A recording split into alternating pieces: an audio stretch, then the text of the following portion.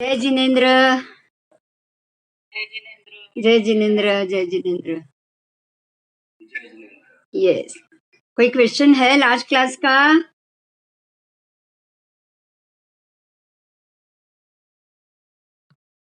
हाँ, किसी को कोई क्वेश्चन हुआ है? लास्ट क्लास में हम लोग ये बौद्धिज्म अनुसार जो लोक है उसका वर्णन, उसके ऊपर हम थे। और जब भी जो भी थोड़ा बहुत भी देखा था तब ये समझ में आ गया था कि इन्होंने सिर्फ एक जो हमारे जो 1 लाख जम्बू द्वीप है उसके अंदर ही पूरे 4 द्वीप रखे हैं, उसके अलावा उनके लिए कोई और पृथ्वी है ही नहीं। ठीक है, और बाकी सारे पीछे पीछे जो पर्वत है वही है, लेकिन इसके अलावा और कोई पृथ्वी नहीं है। और लास्ट क्लास में मैंने एक आपको मुद्दा बताया था।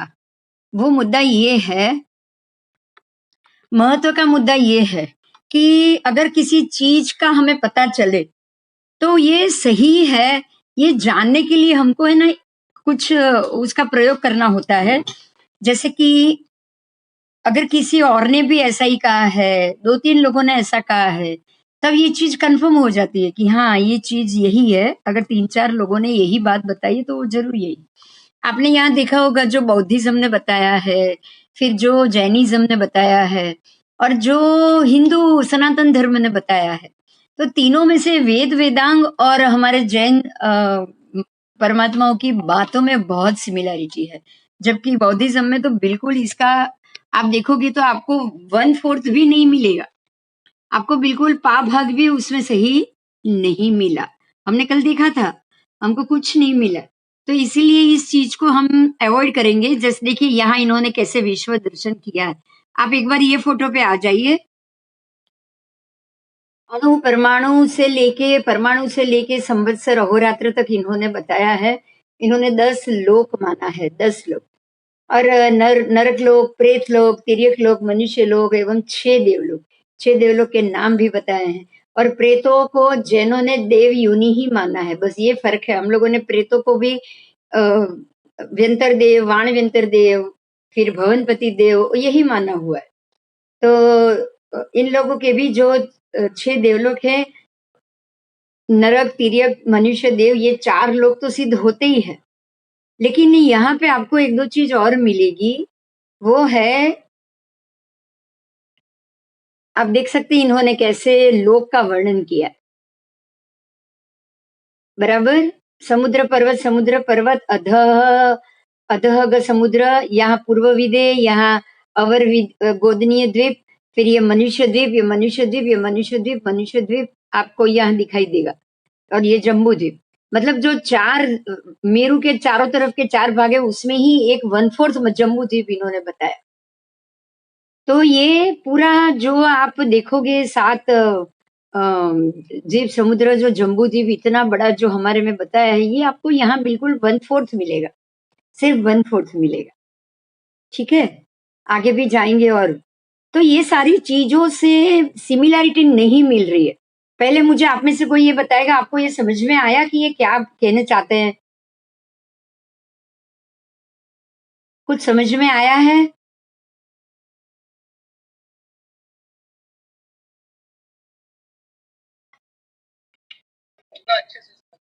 अच्छे से समझ में नहीं आया। और उन्होंने क्या किया है, पूरा जो जम्बू द्वीप का 1 लाख का एरिया जो वैदिक और हमारे जैन धर्म ने बताया है ना, इनका उन्होंने पूरे वो गोलाई में से भी 1/4 कर दिया है। और 1/4 भी नहीं, सिर्फ मेरू के आसपास के एरिया में से चौथा भाग जम्बू द्वीप बोल दिया। समझ रहे हो आप? तो ये कुछ चीजें तालमेल नहीं खा रही। अब वैदिक धर्म अनुसार का भी अब लोक वर्णन हम जानेंगे। आपको यहाँ पे ये देखना है कि चाहे कुछ नाम अलग आपको मिल सकते हैं, क्योंकि ये हर एक परंपरा में उसके अलग अलग नाम किसी और धर्म के लीडर के हिसाब से दिया जाता है, बराबर। तो उस हिसाब से शायद अलग मिले, बाकी हम पूरा उसको देखेंगे कैसे है। जैन ग्रंथों में आगे भूगोल का वर्णन किया गया है, लगभग इसी प्रकार से हिंदू पुराणों में भी भूगोल का वर्णन पाया जाता है। विष्णु पुराण के द्वितीयांश में द्वितीय अध्याय में ये बतलाया है कि इस पृथ्वी पर एक जम्बू, दूसरा प्लक्ष वृक्ष, तीसरा है शालमल वृक्ष, चौथा है कुश वृक्ष, पांचवा है कौच, ये सारे द्वीप है, जम्बू द्वीप, लक्षद्वीप, शालमल द्वीप, कुश द्वीप, कौश द्वीप, शाक द्वीप और 7 पुष्कर द्वीप। इस नाम के 7 द्वीप है। जैसे इन्होंने क्या कहा है सुनिएगा, ध्यान से देखिएगा। देखिए हमारे पास एक चीज और भी है, ये यहाँ पे एक उदाहरण। आपको ये पता था कि जब परमात्मा महावीर थे तब शिव राजर्षि मुनि, शिव राजर्षि थे जिन्होंने दीक्षा ली थी, मुनि बने थे और वैदिक परंपरा में थे। और उन्होंने दीक्षा लेने के बाद उनके कुछ ध्यान और ये सारे कारण से उनका कर्मों क्षय होने के कारण उनको कुछ समय का, कुछ क्षेत्र तक का अवधि ज्ञान हुआ था। आप में से किसी को ये पता है शिव राजर्षि मुनि का नाम? उन्होंने अवधि ज्ञान में ये जाना कि जम्बू द्वीप, ये हम लोग रह रहे हैं, वो सिर्फ एक द्वीप नहीं है, उसके बाद एक समुद्र है, फिर एक द्वीप, फिर एक समुद्र, 7 द्वीप, 7 समुद्रों को उन्होंने देखा, अवधि ज्ञान से देखा था। समझ में आ रहा है? तो यहाँ भी जम्बू द्वीप में आप देखोगे वैदिक, वो भी वैदिक ही थे। तो वैदिक शास्त्र अनुसार यहाँ 7 द्वीप, 7 समुद्र का उल्लेख आ रहा है।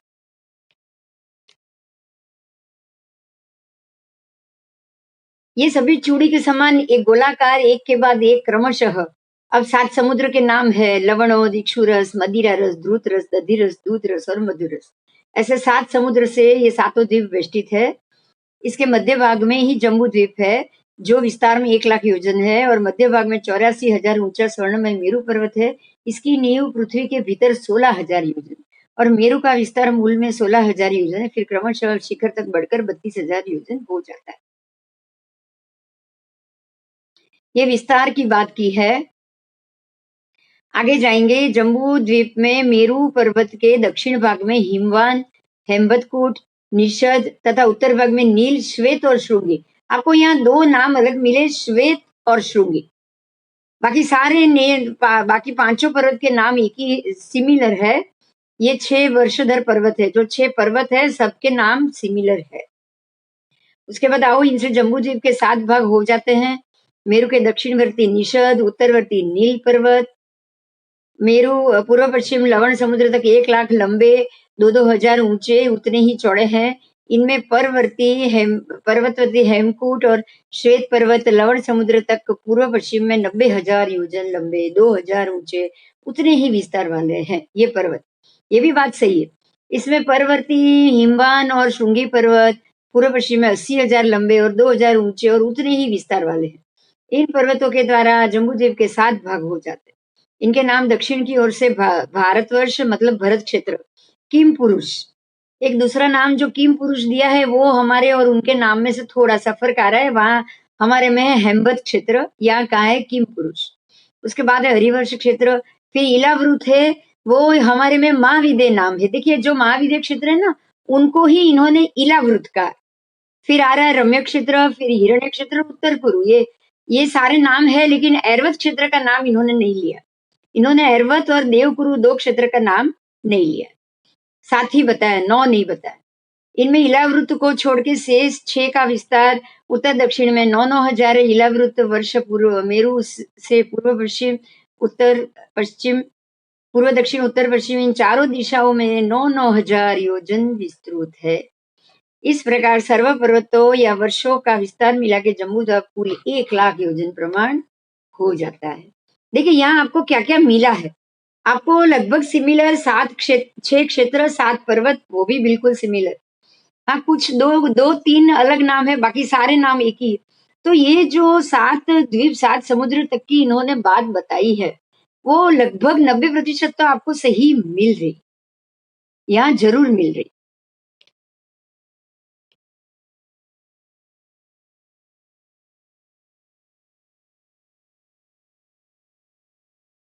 आगे जाएंगे। मेरु के दोनों और पूर्व पश्चिम में इलावृत वर्ष की सीमा स्वरूप माल्यवान, गंधमादन, ये 2 पर्वत के भी यही सेम नाम है। उसके बाद नील और निषद पर्वत तक विस्तृत है। इनके कारण उसकी और 2 विभाग है, भद्राश्च और केतुमाल। तो इस प्रकार ये भद्राश्च केतुमाल हमारे में नहीं है, वहां दूसरे 2 पर्वत के नाम। इस प्रकार उपर्युक्त 7 वर्षों को मिला देने से जम्बूद्वीप संबंधी सर्व वर्षों की क्षेत्रों की संख्या 9 हो जाती है। देखिए हमारे में भी 9 हो जाती है, उत्तर पूर्व देवपुर को मिला के टोटल 9 क्षेत्र दोनों ने बताए हैं। ये सारा उल्लेख देखिए, यही जम्बूद्वीप 7 द्वीप, एक बात पे ध्यान दीजिएगा, जम्बूद्वीप 7 द्वीप 7 समुद्र, उसके बाद नाभि राजा से ये शुरू हुआ, उन्होंने अपने 9 पुत्रों को 9 क्षेत्र का राजा बना दिया। ऋषभदेव भरत क्षेत्र के राजा हुए और उनके पहले पुत्र भरत चक्रवर्ती के नाम से ही भरत क्षेत्र का नाम भरत क्षेत्र पड़ा। ये सारी बातें इनके विष्णु पुराण के द्वितीय अंश में, फिर मार्कंडेय पुराण में, उसके बाद वराह पुराण, फिर ये सारे में इनके मत्स्य पुराण, ये सभी पुराण में आपको सिमिलर बातें मिलेगी। तो इस हिसाब से वेदक वेद और हमारी जो जैन सनातन जैन धर्म की जो संपूर्ण उत्सर्पिणी अवसर्पिणी की परंपरा, मतलब अतीत तीर्थंकर परमात्मा, आने वाले तीर्थंकर परमात्मा, सबकी बातें एक आ रही है, सबकी बातें एक आ रही। ठीक है, अब आएंगे। हाँ जी, बोलिए, कोई प्रश्न था, कोई बोल रहा था?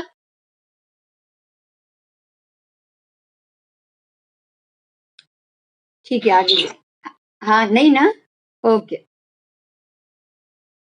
आगे जाएंगे। जो मेरू के चारों ओर पूर्वाधिक जो 4 पर्वत के नाम है, वो क्रमशः मंदर पर्वत, गंधमादन, विपुल और सुपार्श्व, ऐसे 4 पर्वत का है। हमारे में भी उसको कहा है माल्यवान, गंधमादन, आपको आएंगे सारे।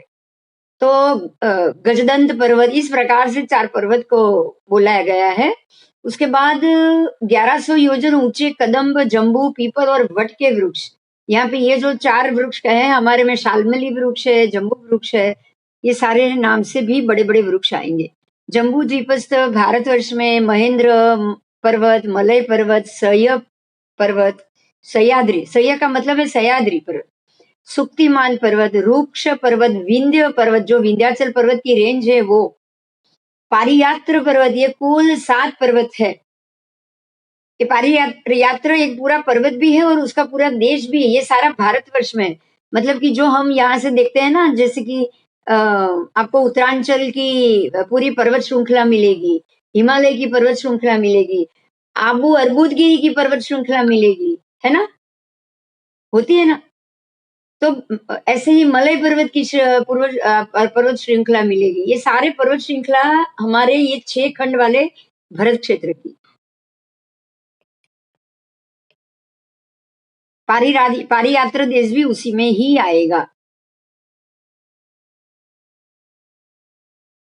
इनमें से हिमवान से शतध्रुव और चंद्रभागा आदि, पारियात्र से वेद और स्मृति आदि, विंध्य से नर्मदा और सुरसा आदि, रुक्ष से तापी नदी, पयोक्षणी और निर्विंध्यादि, सयाद्री से गोदावरी नदी, भीमरथी और कृष्णवेणी आदि, मलय पर्वत से कृतमाला और ताम्रपर्णी नदी, महेंद्र से त्रिसामा नदी और आर्यकुल्या नदी, सुक्तिमान पर्वत से ऋषि कुल्या और कुमारी आदि नदियां निकलती है।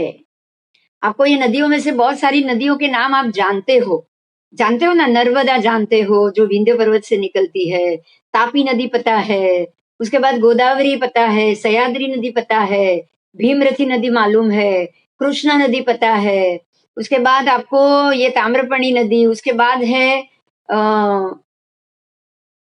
ऋषिकुल्या नहीं, कुमारी, सरस्वती नदी को कुंवारी नदी कहा जाता है, मालूम है ना कि नहीं पता है?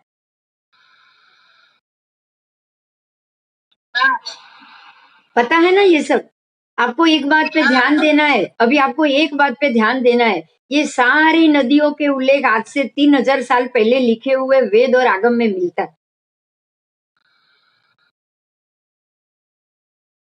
कुछ समझ में आ रही है मेरी बात?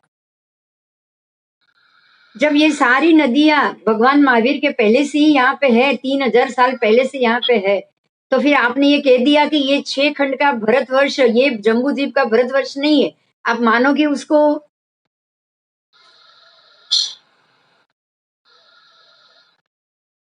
बोलो।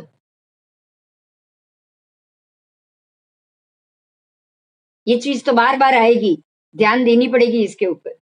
वही भरत क्षेत्र है जहाँ पे 2400 तीर्थंकर के कल्याणक हुए हैं, परमात्मा वीर का केवल ज्ञान हुआ है, उनका जन्म हुआ है, सब यहीं पे हुआ है। अगर आप ये कह दो कि वो भरतवर्ष अलग है और ये भरतवर्ष अलग है, तो वो मानने वाली बात नहीं हो सकती। ठीक है, आज आपको बहुत जगह मिलेगा ऐसा कि भरत क्षेत्र सिर्फ वो मध्य खंड में सिर्फ इतना 5 योजन जितना है, और ये भरत तो जमीन पे बताया था, जम्बू द्वीप का तो जमीन पे है, लेकिन हमारे तो खाली 6 खंड की पृथ्वी है जो हम है। आपको बहुत सारी चीज ऐसे जानने को मिल रही है ना आज, कि नहीं?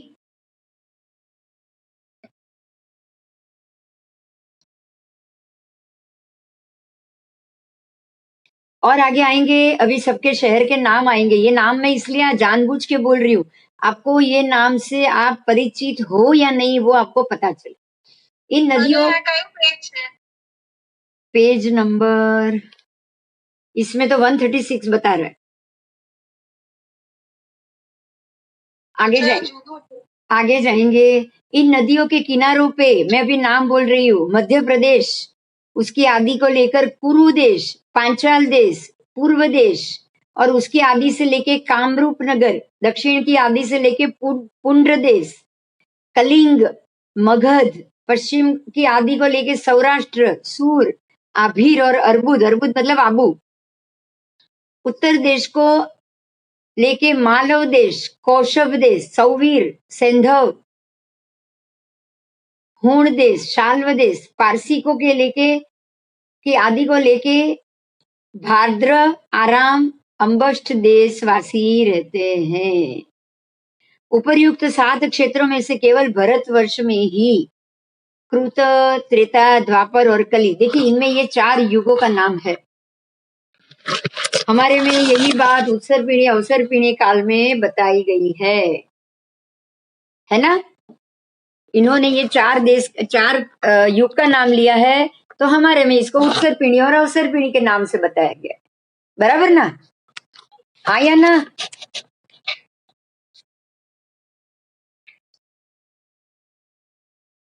आगे जाएंगे। में से सिर्फ भारतवर्ष में ही देखिए ये भी बात सिमिलर है। जो जम्बू द्वीप के 7 क्षेत्र हैं, उनमें से सिर्फ भारतवर्ष में ही ये 4 युग बदलते हैं, इनका भी यही कहना है। वैदिक धर्म भी यही बात बोल रहा है। जैसे हमारे में परमात्मा ने बोला है कि भरत और ऐरावत 2 में बदलता है, बाकी बीच के एक भी 7, 6, 5 क्षेत्र बाकी के मध्य के और उत्तर कुरु, देव कुरु, ये 2, मतलब टोटल 9 क्षेत्रों में से 7 क्षेत्रों में बिल्कुल भी आरा परिवर्तित नहीं हो रहा है, सिर्फ भरत और ऐरावत में बदलता है।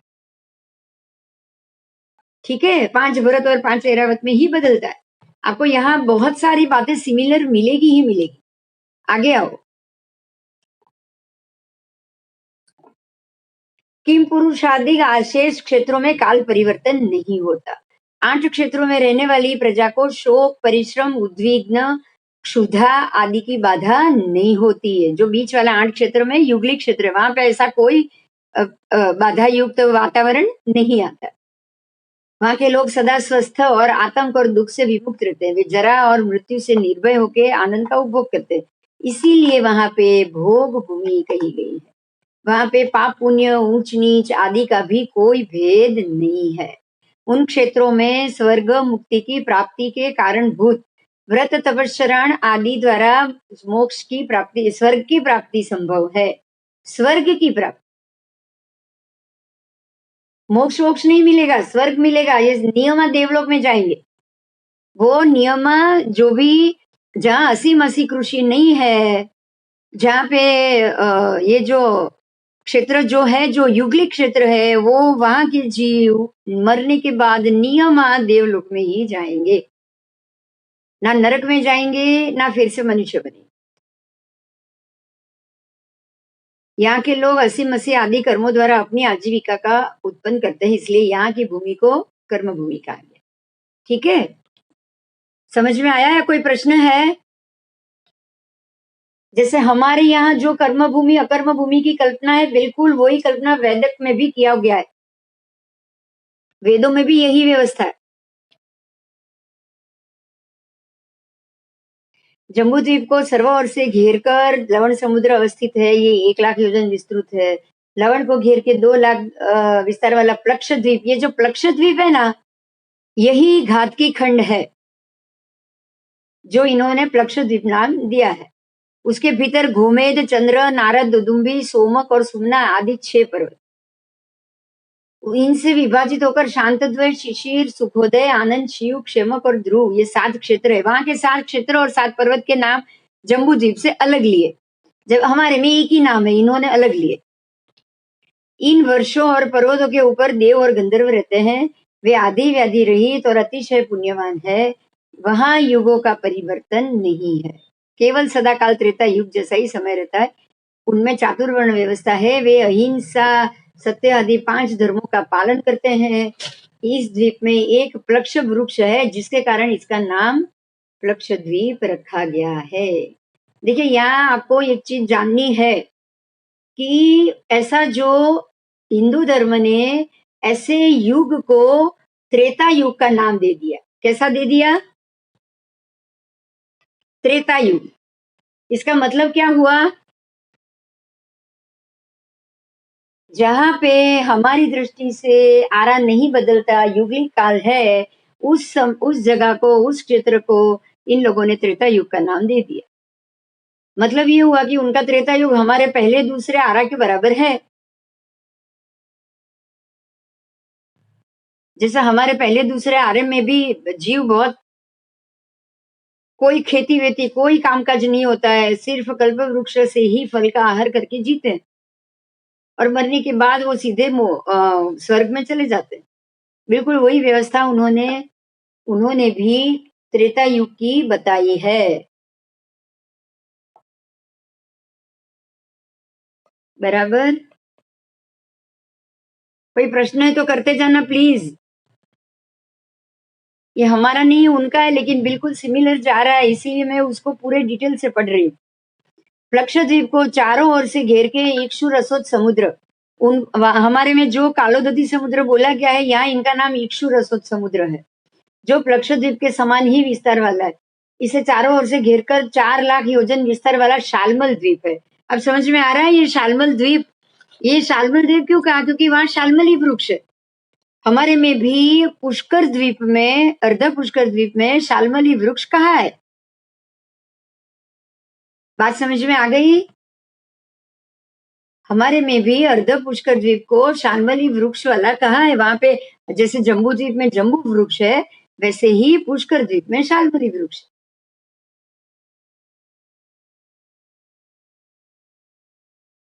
इन्होंने उसी के कारण ही उसको शालमल द्वीप नाम दिया।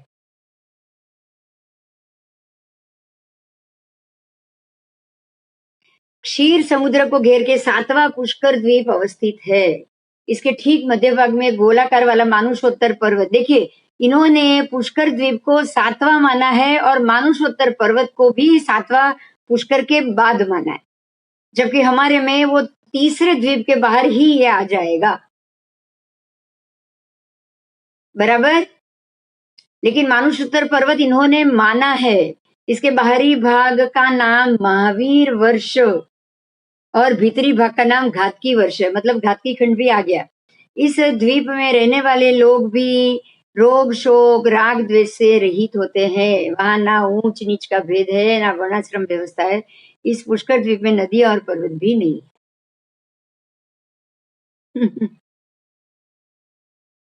वहां भी 5 भरत है, मतलब 5 भरत ये पुष्कर द्वीप में भी मिलेगा। 2 भरत जो हमारे शास्त्रों ने ये बताया है, 5 भरत बताया है।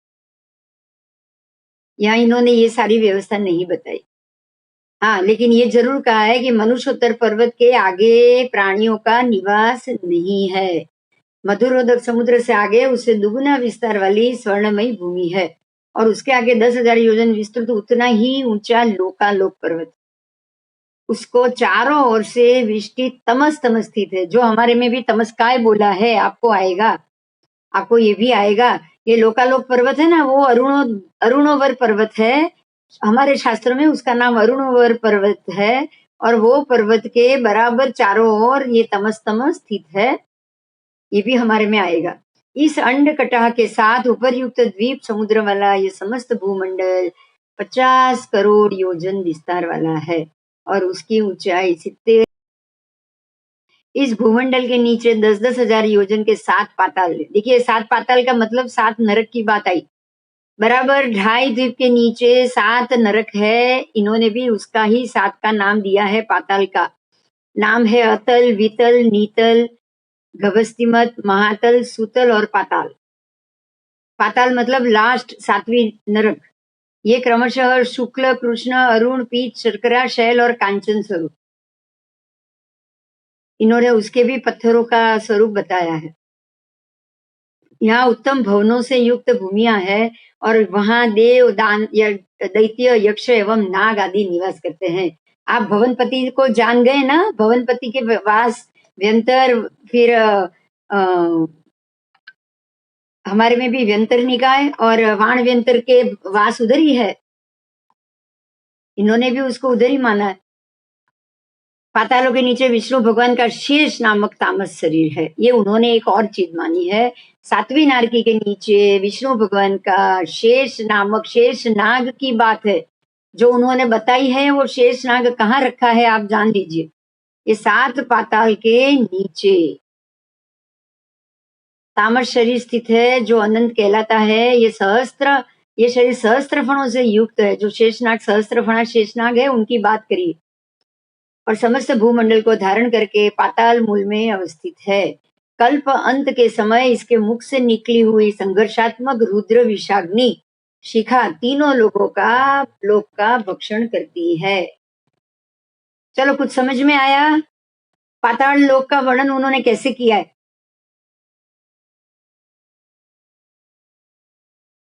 आप में से कोई बता सकता है? कुछ समझ में आया? ये पाताल है। अभी नरक शुरू नहीं हुआ है उनका। जो हमारे में भवनपति के आवास बोले हैं ना, पहली रत्नप्रभा नारकी के ऊपर का एरिया, जो रत्नप्रभा नारकी के जो ऊपर के और नीचे के 1-1 हजार योजन में जो देवों का आवास है ना, पाताल लोक, यहाँ तक उन्होंने अभी तक बताया है। और इनके शेष नाग की स्थिति यही जो नाग कुमार देव है ना हमारे में, धर्मेंद्र देव, नाग कुमार देव, बलिंद्र देव सब आ गए थे। नाम पता है आपको? हाँ, बस वहीं पे उनके शेषनाग से विष्णु की शैया है। क्लियर हुई बात?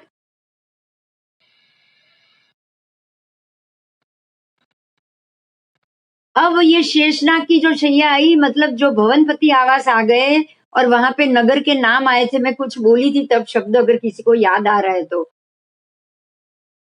कुछ नगरों की बात हुई थी वहां पे। वो नगरों के नीचे ये शेषनाग की शैया आएगी और इनके नीचे से अभी इनके 7 नारकी शुरू होगी। क्लियर हुई मेरी बात?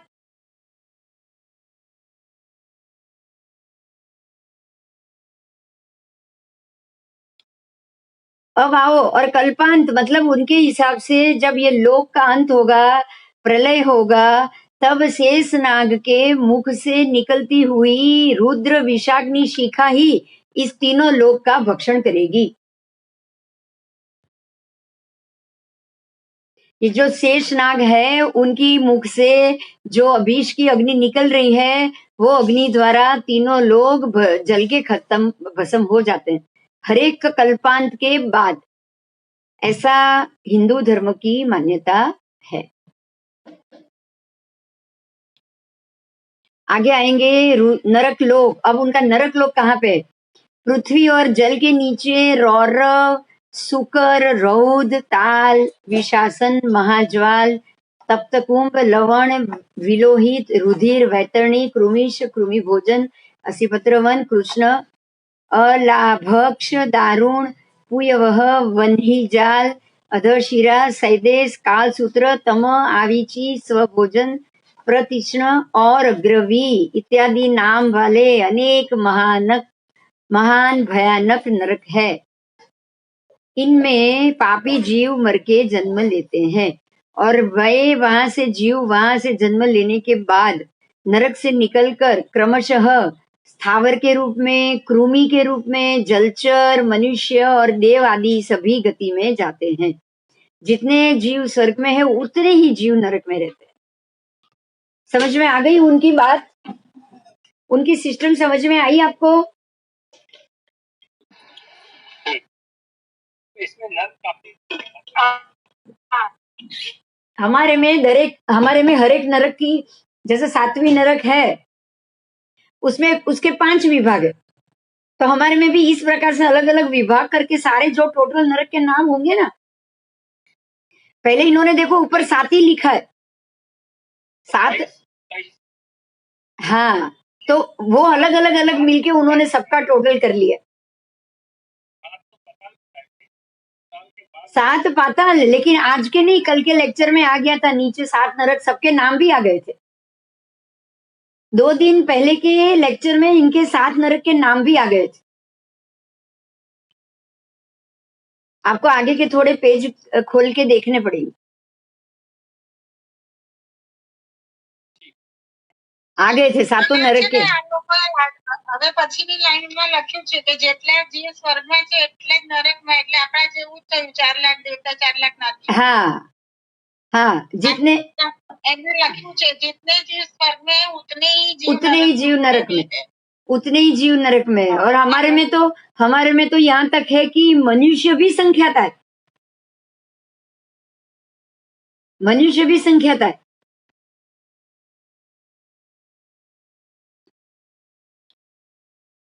आगे आएंगे।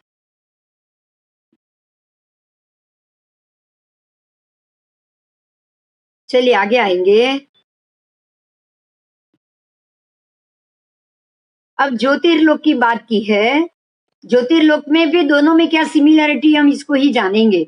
भूमि से 1 लाख योजन दूरी पे सौर मंडल है। देखिए इन्होंने भूमि से 1 लाख योजन ऊपर बोला है, उनमें उससे भी 1 लाख ऊपर चंद्रमंडल, उससे भी 1 लाख ऊपर नक्षत्र मंडल, मतलब ये तीनों 1-1 लाख दूरी पे, तो 3 लाख तो ये ऊंचाई हो गई।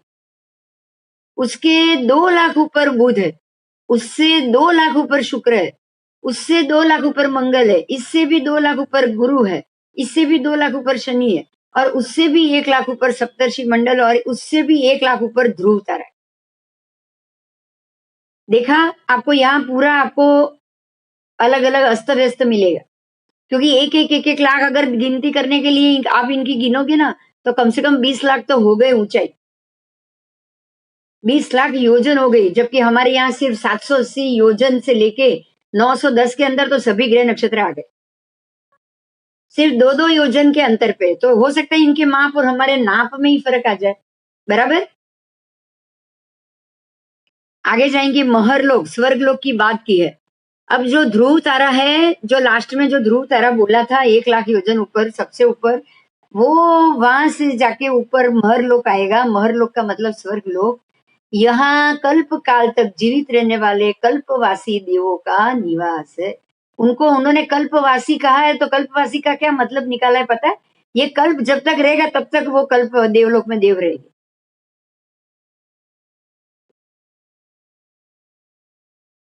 इन लोगों की पूरे एक उत्सर्पिणी अवसर्पिणी की गिनती को वो कल्प कहते हैं।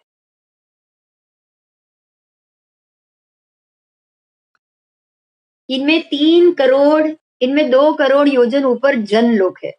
वहां नंदनादि से सहित ब्रह्मा जी के प्रसिद्ध पुत्र रहते हैं। इससे 8 करोड़ ऊपर तप लोक है, वहां वैराज देव निवास करते हैं। मतलब यहाँ जो सारे देव कहाँ रहते हैं वो बताया। इससे 12 करोड़ ऊपर सत्य लोक है, वहां कभी न मरने वाले अमर अपुनमरी के रहते हैं, मतलब जो कभी मरने वाले ही नहीं। इनमें है ना बहुत से लोगों को अमर बोला है, पता है आपको? अमरत्व मिलता है इनमें, ये मालूम है सबको? अमरत्व का वरदान लेते पता है?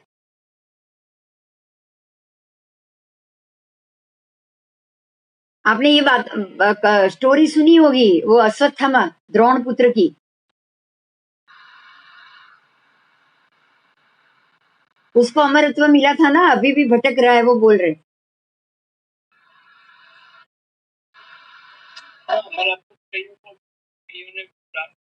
हाँ, तो वो उनका वास कहाँ पे है? वो देवलोक में। आगे जाएंगे। इसे ब्रह्मलोक भी कहते हैं, मतलब जो ब्रह्मा, उनके पुत्र और जो जहाँ रहते हैं ना, वो ब्रह्मलोक है, वो देवलोक के ऊपर। फिर भूमि, भूलोक और सूर्य के मध्य में जो सिद्ध जन और मुनि जनों से सेवित स्थान भूवर लोक कहलाता है। सूर्य और ध्रुव के मध्य 14 लाख योजन प्रमाण क्षेत्र स्वर्ग लोक के नाम से प्रसिद्ध है। ठीक है, चलो अभी उनकी भी हमने सब सुना। भूलोक, भूर्वलोक और स्वर्ग लोक, पता है आपको एक इनके जो गायत्री मंत्र है ना, ये इनमें सभी ये लोक का नाम है, जानते हो आप? उनके गायत्री मंत्र है ओम भूर भुवस्व, मतलब भूलोक भूर्वलोक। ये जो शब्द है ना, भू भूर भुव, मतलब भू भी, भूलोक भी और भूवलोक भी, फिर स्वर्गलोक। ये तीनों लोक कृतक, जनलोक, तपलोक, सत्यलोक, ये 3 लोक अकृतक है। इन दोनों लोकों के बीच में महर लोक है। यह कल्पांत काल में जन शून्य हो जाता है, लेकिन सर्वथा नष्ट नहीं होता। चलो आगे जाएंगे, जानते जानते जाएंगे, अच्छी बात है, जानना जरूरी है। आगे जाएंगे, तुलना और समीक्षा। विष्णु पुराण के आधार पे जो लोक स्थिति या भूगोल का वर्णन किया गया है, उसका हम जैन समस्त लोक के वर्णन से अभी तुलना की और अनेक तथ्य उससे सामने आता है। कितनी कितनी चीजें कॉमन आती है, वो सारा उल्लेख यहाँ दिया गया है। देखिए, जैन मान्यता में द्वीप समुद्र असंख्यात है। वैदिक मान्यता ने 7 ही माना है, 7 द्वीप है, 7 समुद्र। पहला द्वीप जम्बू द्वीप है, इन्होंने भी जम्बू मान लिया। यहाँ कुश द्वीप जैन में है जो 15वां है, यहाँ इन्होंने चौथा मान लिया। कौंच द्वीप जो 16वां है, ये यहाँ इन्होंने 5वां माना है। और पुष्कर द्वीप जो तीसरा, ये इन्होंने 7वां माना है। अब लवणोत्त समुद्र है, जैन मान्यता में पहला है, वैदिक में भी वो पहला है। वारुणीवर समुद्र जो जैन मान्यता में चौथा है और यहाँ उसको तीसरा माना है। क्षीरवर समुद्र जो 5वां है, यहाँ दूधरस के नाम से ये छठा है। ध्रुतवर छठा समुद्र जैन मान्यता में है, यहाँ वैदिक में ये मधुर रस के नाम से 7वां समुद्र है। इक्षुवर समुद्र जो 7वां जैन मान्यता में है, वैदिक मान्यता में ये समुद्र दूसरा है, इक्षु रस का। फिर भरत क्षेत्र जैन मान्यता में, वैदिक में वो भारतवर्ष नाम है। फिर हेमवत क्षेत्र जैन मान्यता में, यहाँ वो किम पुरुष नाम है। हरिवर्ष को हरिवर्षी दोनों ने माना है। महाविद्य क्षेत्र जैन में है, यहाँ इन्होंने इलावृत्त माना है। रम्य क्षेत्र जैन में है, ये दोनों ने माना है। हिरण्यवत दोनों ने माना है। ऐरावत हो जो हमने माना है, यहाँ इन्होंने उत्तर कुरु माना है, उत्तर कुरु। यहाँ यह ज्ञातव्य है कि जैन मान्यता अनुसार उत्तर कुरु विदेह क्षेत्र का एक भाग है। इलावृत ऐरावत का ही रूपांतर है। दूसरे हेमवत क्षेत्र के स्थान पर किम पुरुष नाम अवश्य नया है। बराबर, बाकी सारी चीजें एक बरोबर। अब जो 6 पर्वत है, दोनों ने 6 के 6 माने। उनमें से हेमवंत, हिमवंत, निषद और नीलवंत, ये 4 वैदिक में भी वही नाम है, लेकिन रुक्मी को यहाँ श्वेत माना है और शिखरी को इन्होंने श्रृंगी माना। दोनों का नाम एकार्थक ही है, मतलब इसका दोनों का अर्थ एक ही होता है। जैसे रुक्मी है वो श्वेती होता है और यहाँ इन्होंने उसको श्वेत मान लिया। हाँ, केवल उनकी अंतर में, ऊंचाई में भी अंतर आ रहा है। वैदिक मान्यता के अनुसार मेरू 84,000 योजन ऊंचा है, जबकि जैन मान्यता में ये 1 लाख योजन ऊंचा है।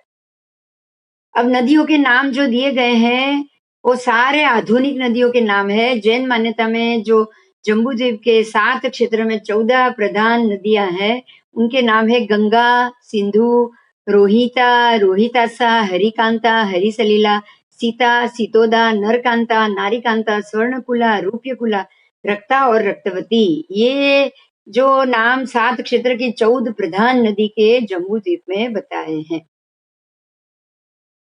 बराबर, उसमें गंगा सिंधु हमारे यहाँ मिलती और पहली नदी पूर्व के समुद्र में और दूसरी नदी हरेक क्षेत्र की पश्चिम के समुद्र में जाकर मिलती है। अब नरक स्थिति की बात करेंगे। जैन मान्यता के समान ही वैदिक मान्यता में भी अत्यंत दुख भोगने वाले नारकी जीवों का अवस्थान धरातल के नीचे ही माना है। तो ये दोनों में सिमिलैरिटी है, बस कुछ नाम में समानता असमानता है, वो अलग बात। जैन मान्यता अनुसार समभूतल भूमि से सूर्य चंद्र आदि की ऊंचाई का जो उल्लेख है उसके प्रमाण में वैदिक मान्यता में बहुत भारी अंतर। यहाँ हमने सिर्फ योजन माना है, इन्होंने वो योजन लाख में कन्वर्ट करके मान लिया। स्वर्गलोक की बात है, दोनों की मान्यता के अनुसार स्वर्गलोक की स्थिति ज्योतिर्लोक के ऊपर ही मानी गई है। वैदिक मान्यता में स्वर्गलोक का नाम महरलोक दिया है और वहां के निवासियों को जैन मान्यता में समान कल्पवासी कहा गया है। वैदिक मान्यता में स्वर्गलोक की स्थिति सूर्य और ध्रुव के मध्य में 14 लाख योजन प्रमाण क्षेत्र में है, जबकि जैन मान्यता में सुमेरु से ऊपर से लेके असंख्यात योजन ऊपरी क्षेत्र तक बताई। कर्म भूमि और भोग भूमि, जिस प्रकार जैनागमों में कर्म भूमि और भोग भूमि का वर्णन आया है, बिल्कुल उसी प्रकार हिंदू पुराणों में भी मिलता है। ठीक है, सिमिलैरिटी समझ में आ गई सबको? सबको ये समझ में आ गया? वैदिक में और जैन मान्यता में बहुत सारी सिमिलैरिटी है। देवलोक में देखिए, यहाँ एक और फर्क देखिए, जैसे हम लोग ने ऊपर ऊपर नव लोकांतिक बोले, उसके बाद नव ग्रैवेयक बताए, और उसके ऊपर तो सारे जो हमने जो 5 अनुत्तर विमान और सब विमान बताए ना, ये सारे अहम इंद्र कहे, इंद्र के समान कहा गया। इन्होंने भी बराबर ऊपर ऊपर, जैसे ब्रह्मा जी, जैसे ये सारे जो अमर हो गए, उनके सारे के सारे ऊपर ही रखा है उन्होंने स्थान। देवलोक में भी उन्होंने उसी क्रम से दिया है ना। अब यहाँ ये पढ़ने के बाद आपको एक बात क्लियर हुई, एक चीज हमें हम जो अब तक मान रहे थे उससे थोड़ी अलग मान्यता में हिंदू धर्म में बताया है। हम लोग ये मानते थे कि हिंदू धर्म ये समझता है कि ये जो पृथ्वी शेषनाग की शैया है ना, वो बराबर समुद्र के नीचे, हम ऐसे मानते थे, बराबर।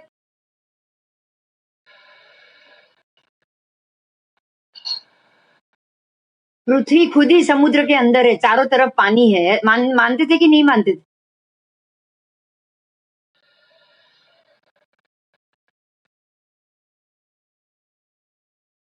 ये मानते थे। शेषनाग की शैया तो जो बोल रहे हैं वो समुद्र के अंदर ही बोल रहे हैं ना।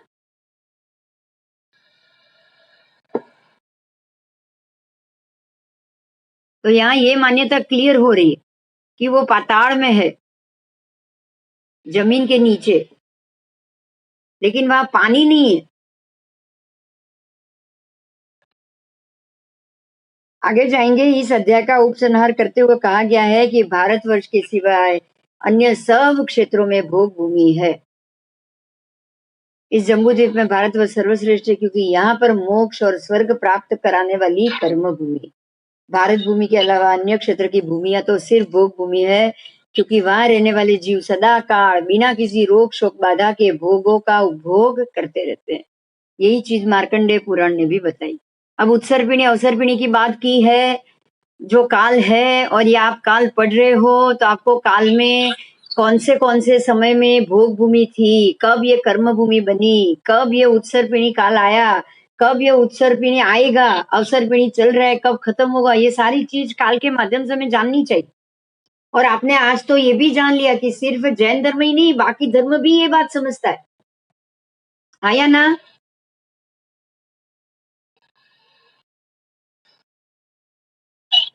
पूरा उत्सर्पिणी से लेके अवसर्पिणी काल, और उसके बाद वापस अवसर्पिणी से के उत्सर्पिणी काल, बिल्कुल ऐसे ही त्रेता द्वापर, सत्य त्रेता द्वापर और कली, ऐसे ही वापस वो नीचे से ऊपर चढ़ेंगे। सिमिलैरिटी है दोनों में। देवलोकों में सिमिलैरिटी, नरक में सिमिलैरिटी, हर एक चीज में सिमिलैरिटी।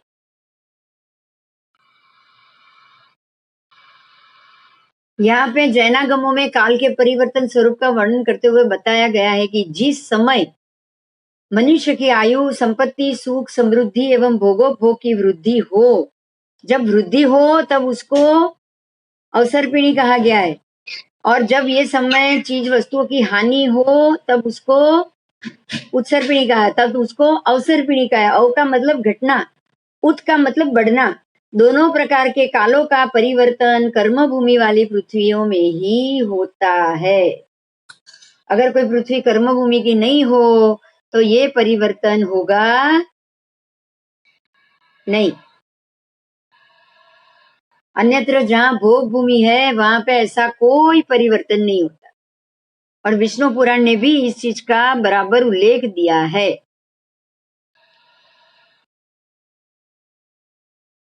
देखो उन्होंने भी लिखा है कि अवसर्पिणी न तेषाम वही न च उत्सर्पिणी द्विजः न त्वेषा अस्ति युगावस्था तेषु स्थानेषु सप्तषु। उन्होंने भी अवसर्पिणी लिखा है। उन्होंने लिखा है कि जम्बू द्वीपस्थ अन्य 7 क्षेत्रों में भारतवर्ष के समान काल की ना अवसर्पिणी व्यवस्था है ना उत्सर्पिणी व्यवस्था। मतलब क्या हो रहा है, समझ में आ रहा है? उन्होंने उनके ये सतयुग, द्वापर युग, त्रेता युग, कली युग की व्यवस्था को उत्सर्पिणी अवसर्पिणी ही मान लिया है। बराबर बराबर। आज नई नई बात समझने को मिल रही है।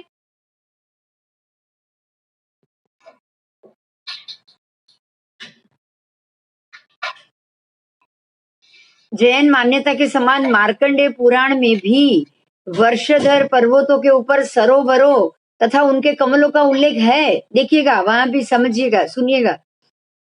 यहाँ ज्ञातव्य है जैन मान्यता में समान ही पुराणाकार ने भी पद्म को पार्थिव माना है।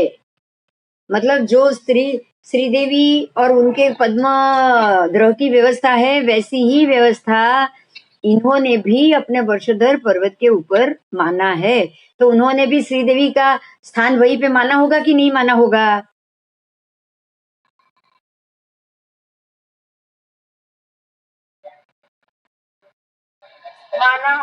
माना ही होगा। उन्होंने भी लक्ष्मी का स्थान वहीं पे माना होगा, पद्मद्रव में ही।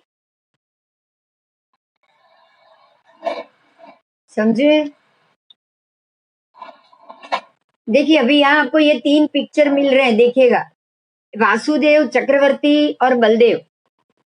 मतलब ये चक्रवर्ती की फोटो है। परंपरा में काल की पूरे गणित में जितने कितने चक्रवर्ती होंगे, कितने वासुदेव होंगे और कितने बलदेव होंगे, ये सारी गिनती आप आगे पढ़ोगे तो ये सब त्रिषष्ठी सलाका पुरुष में जाते हैं। बलदेव मतलब वासुदेव के भाई। वासुदेव ये जो पंचजन्य शंख को फूंक रहे, बराबर। और ये चक्रवर्ती है, जैसे भरत चक्रवर्ती से लेके 12 चक्रवर्ती, 12 चक्रवर्ती, 9 वासुदेव, 9 बलदेव और फिर आएंगे 9 प्रति वासुदेव। उसके बाद आएंगे 9 प्रति वासुदेव। अब हम हमारे जैनिज्म के पार्ट में जा रहे हैं। किसी को कोई प्रश्न है तो प्लीज अभी पूछ लीजिए। अभी हम हमारे जैनिज्म के पार्ट में जा रहे हैं। किसी को कोई प्रश्न है?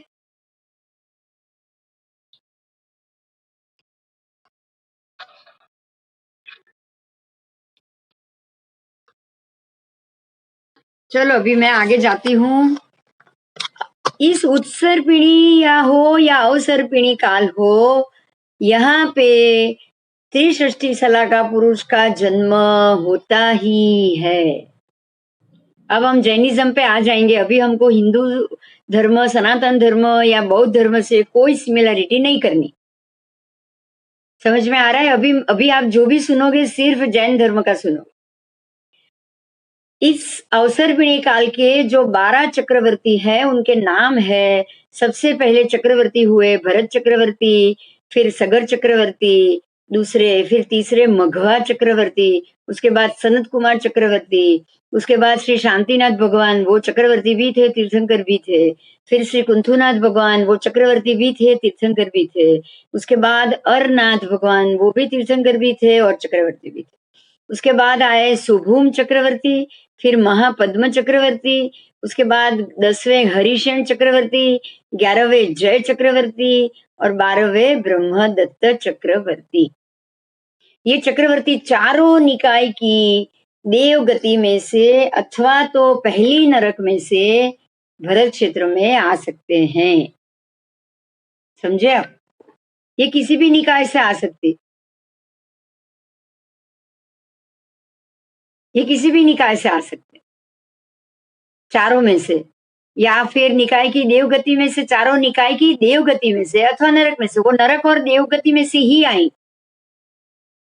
मनुष्य गति से नहीं आएंगे या तिर्यन से नहीं होंगे। देखिए एक बात आपको यहाँ जानने को मिल रही है वो ये कि ये किसी भी निकाय के देव गति से आ सकते हैं या फिर नरक गति से आ सकते हैं।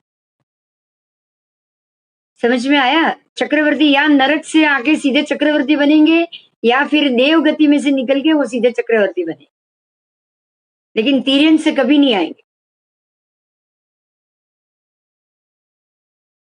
आगे मनुष्य गति थी पण नहीं ना, मनुष्य गति से भी नहीं। जो देव, ये यहाँ तो सिर्फ आपको दो ही चीज बताई, देव या प्रथम नरक, देव गति या प्रथम नरक, पहली नारकी से।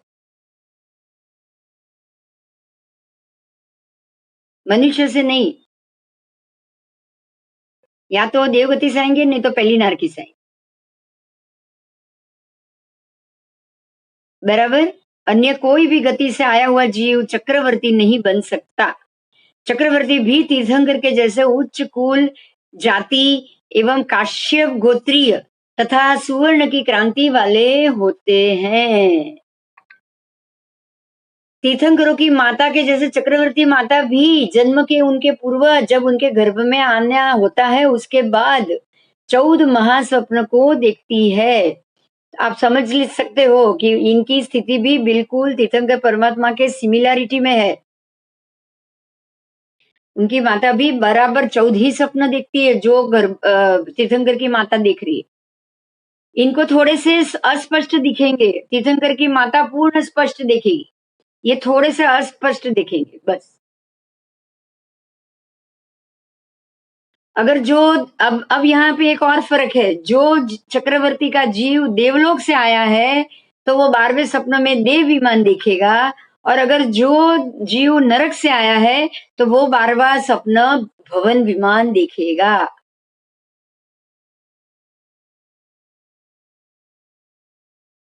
समझ में आया?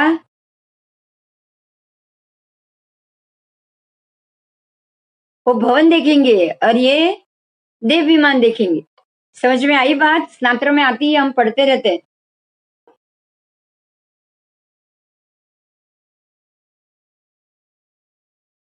अब आगे आओ। तीर्थंकर અને चक्रवर्तीની માતાના સ્વપ્નમાં આ ડિફરન્સ છે ખાલી। हाँ बस, इनको बहुत क्लियर सपना दिखता है, इनको थोड़े से अस्पष्ट दिखते हैं बस।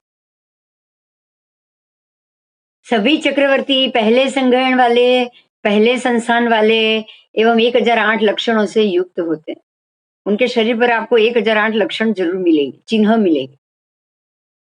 यौवन अवस्था प्राप्त करते ही राजाओं के प्रशस्त ऐसे 36 गुणों के वो धारण बनते, उनके अंदर 36 गुण प्रकट होते। चक्रवर्ती 7 एकेंद्रीय रत्न और 7 पंचेंद्रीय रत्न से संयुक्त होते, उनके पास 14 रत्न होते, 14 रत्न। ये सर्व रत्न 1,000 देवों से पूजित होते हैं, मतलब एक एक रत्न के पीछे 1,000 देव होते हैं। एक रत्न के साथ 1,000 देव चलते हैं उनकी सेवा में। तो 14 रत्न के 14,000 देव तो चक्रवर्ती के पास आ ही गए ना।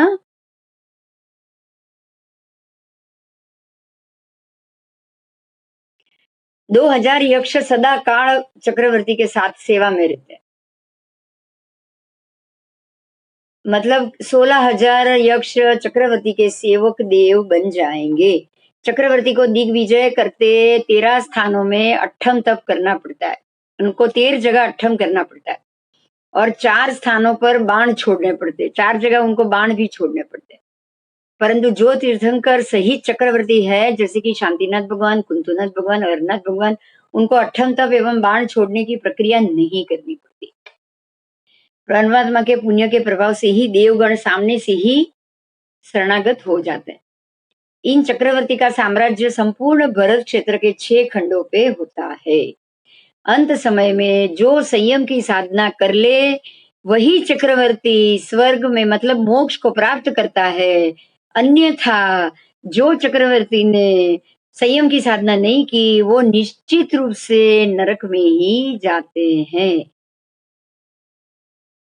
चक्रेश्वरी नरकेश्वरी, समझ में आया? अगर उसने साधना कर ली, दीक्षा ले ली, तो वो उसी भव में मोक्ष जाएंगे। अगर नहीं की तो वो नियमा नरक में जाए।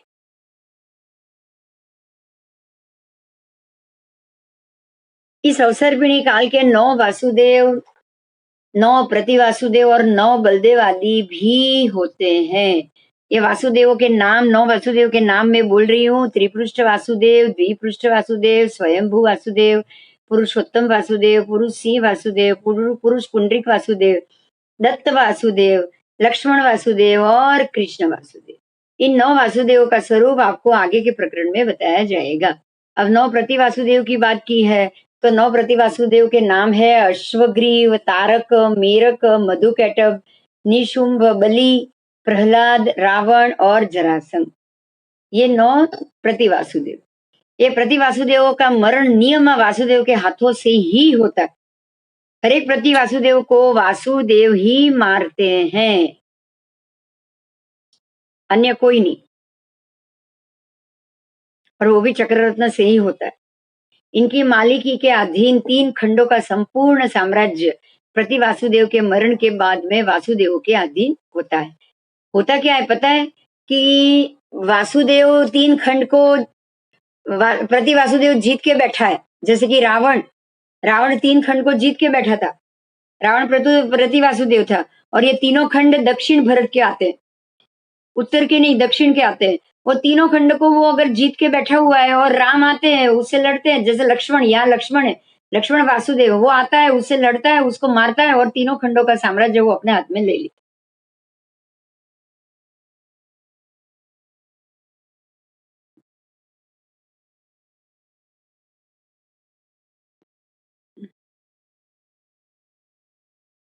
नौ वासुदेव के पहले उत्पन्न हुए उनके बड़े भाई बलदेव भी 9 होते हैं। मतलब 9 वासुदेव के पहले उनके 9 भाई होते ही होते हैं, उत्पन्न हुए, जिनको बलदेव कहा गया है। उनके नाम है अचल, विजय, भद्र, सुप्रभ, सुदर्शन, आनंद, नंदन, पद्म मतलब रामचंद्र जी, और बलभद्र। आपने ये 2 बलदेव का नाम सुना है, आप जानते हो। इन बलदेवों एवं वासुदेवों के पिता तो एक ही होते हैं, परंतु माता अवश्य अलग होती। इनके पिता एक ही होंगे, लेकिन माता अवश्य अलग ही होती है। इनमें परस्पर अत्यंत प्रेम होता है। ये दोनों बलदेव वासुदेव को परस्पर बहुत प्रेम होता है, एक दूसरे के बगैर ये रह नहीं सकते। ये बलदेवों का जन्म चारों निकाय में देवलोक में से ही होता है। ये नियमा देवलोक से आएंगे।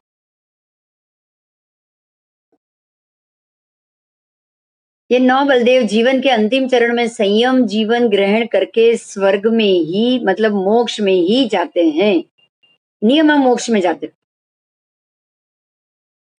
जबकि वासुदेव और प्रति वासुदेव का जीव आगामी भव नियमा नरक गति में ही बताया है। वासुदेव नियमा नरक में, वहां कोई दीक्षा ली और मोक्ष हुआ, ये बिल्कुल पॉसिबल नहीं। प्रति वासुदेव भी नियमा नरक में। समझ में आ रहा है?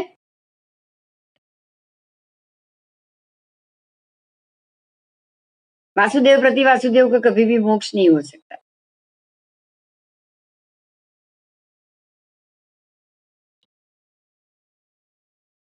चलो आगे जाएंगे। ये चक्र रत्न है जिनकी फोटो यहाँ बताई गई है। इंद्रिय रत्न कौन से होते हैं? हाँ, वो आ जाएंगे, नाम आपको सब आएंगे। ये है पहला चक्र रत्न, जो बिल्कुल चक्र की तरह घूमता है वो। उसके बाद है छत्र रत्न, और पूरे के पूरे प्रदेश के ऊपर ये छत्र बन के खड़ा हो जाता है। देखिए ये आ गए आपके 14 रत्न, उनमें से 7 एकेंद्रीय रत्न। चक्रवर्ती के 14 रत्न में से 7 एकेंद्रीय रत्न।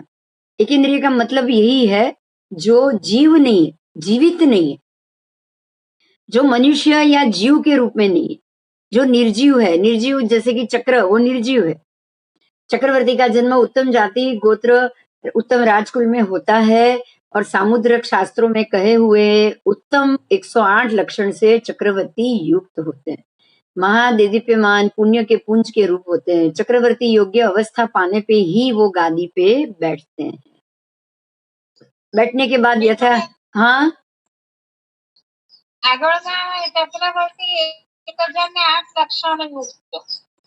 ये उत्तमोत्तम 108 कहे गए यहाँ पे। अच्छा, અને આ 108 નોર્મલ. हाँ,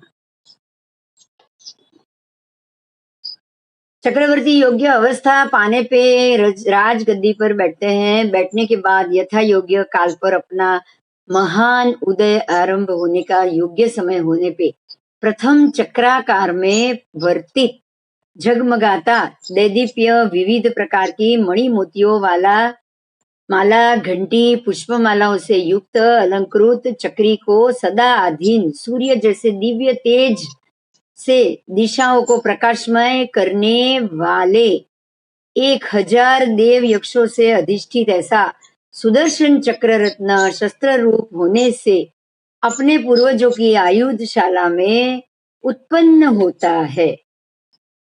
ये चक्र रत्न है ना, उनके यहाँ ऐसे ही उत्पन्न होता है, उनको कुछ करना नहीं पड़ता है। उनको चक्र रत्न उत्पन्न होने के लिए कुछ भी करना नहीं पड़ता है।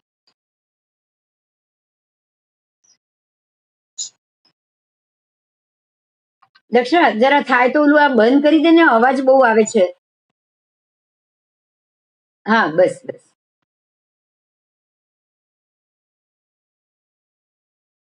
सुना वो उनका समय आते ही अपने आप वो उत्पन्न हो जाता है और उत्पन्न होते ही वो 1000 देव और यक्षों से अधिष्ठित होता है। जैसे ही वो आयुधशाला में उत्पन्न हो गया, आयुधशाला उनके शस्त्रशाला में, तो वहां से शस्त्रशाला संभालने वाला आके राजा को समाचार देते हैं कि भाई आपके यहाँ ये चक्र रत्न उत्पन्न हुआ है।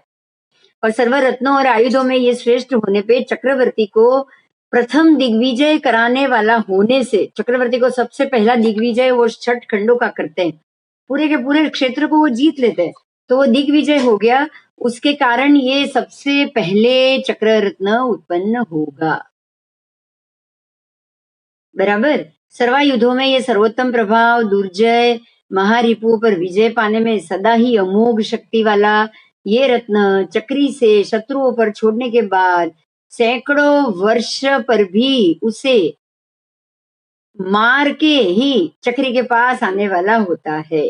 मतलब ये रत्न प्राय आयुधशाला में जब उत्पन्न होता है तो वो ऐसा जो शाला रक्षक है वो आके खुश होके चक्र रत्न को वंदन करके सत्कार करके सबसे पहले ही वो अपने भावी चक्री रूप में है उनको राजा, मतलब वो राजा को आके राज्यसभा में खबर देता है। और वो राजा ये सुनते ही बिल्कुल 7-8 कदम चक्र रत्न के सन्मुख चल के वहां पर जाके उसको स्तुति वंदनादि करके वो जो खबर देने आया उसको प्रीति दान देते हैं। मुकुट आदि को छोड़ के बाकी सारी चीज आभूषण है वो उसको दान में दे देते हैं। उसके बाद नगर की 18 आलम मतलब सारे जातियों को वो खबर देते हैं और नगर शुद्धि कराने के लिए प्रजा सहित धाम धूम से ये राजा अपने सारे सुगंधित द्रव्य पुष्प चंदन सारी सामग्री लेके वही आयुधशाला में वो जाता है और जो सुदर्शन चक्र रत्न की उत्पत्ति हुई है वो चक्र ऊपर हवा में ही घूमता रहता है, उसकी यथार्थ विनय पूर्वक पूजादिक आदि विधि करता है। फिर उसकी महिमा ज्यादा बढ़ाने के लिए अष्टांगिका महा महोत्सव करता है। हमारे में जैसे अष्टांगिका की जाती है ना, अष्टांगिका जैसे ही मंदिर की सालगिरह आएगी तो अष्टांगिका महोत्सव 3 दिन की प्रतिष्ठा 5 दिन की प्रतिष्ठा ऐसा होता है, प्रतिष्ठा महोत्सव जिसको अष्टांगिका महोत्सव कहते हैं। प्रजा को दान देना, ऋण मुक्त कराना, आनंद कराना, ये सारा भी कार्य का किया जाता है। देवों से अधिष्ठित ये रत्न 6 खंड को जीतने को जाने वाले चक्री को प्रथम से ही स्वयं मार्गदर्शक और विजेता रूप में वो चक्री के आगे आगे चलता है। देखिए यहाँ जो ध्यान देना है आपको एक बहुत अच्छी बात, और चक्री उसके पीछे पीछे चलता है। जब चले तब प्रमाण अंगुल से 1 योजन चलकर खड़ा रहता है। देखिए यहाँ क्या होता है पता है, चक्र आगे आगे चलेगा, 1000 देवों के साथ चक्र चल रहा है, चक्र हवा में है, चक्र हवा में है, चक्र जमीन पे या कोई रथवत या कहीं पे उसको बिठाया नहीं है। हमारे यहाँ अगर कोई चीज उत्पन्न होगी तो उसको पहले गादी वादी या ऐसा कुछ करके उसको रखा जाएगा। ये तो चक्र रत्न है, एक इंद्रिय रत्न है, वो हवा में ही रहता है। 1000 देव यक्ष उसकी सेवा में है, वो चक्र रत्न आगे आगे चलता रहता है और चक्री को अपना सारा साम्राज्य लेके चक्र रत्न के पीछे पीछे जाना होता है।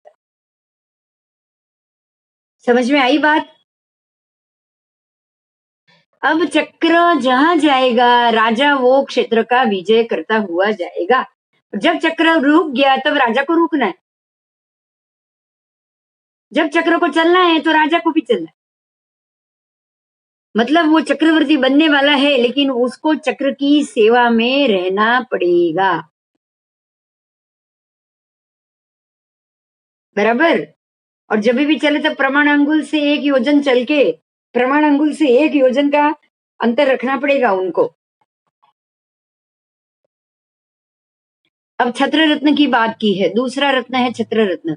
ये भी आयुधशाला में ही उत्पन्न होता है। रत्न छाते की तरह गोलाकार मस्तक पर धारण करने योग्य अति मनोहर होता है। ये शरद ऋतु के पूर्ण चंद्र जैसा मनोहर, चित्र विचित्र और 99,000 सुवर्ण की सलाई। छाता कैसा होता है? छाते में लोहे की सलाई होती है ना, ऐसे ही यहाँ 99,000 सुवर्ण की सलाई होती है। इतना बड़ा छाता है ये। अंदर के भाग में देखने पर पंजराकार मतलब पिंजरे जैसा आकार हो जाएगा ये आपकी सोने की सलाइयों का। और अंत भाग में चारों तरफ मोती मणि रत्न की मालाओं से मंडित छत्र के बाहर के ऊपरी तन भाग में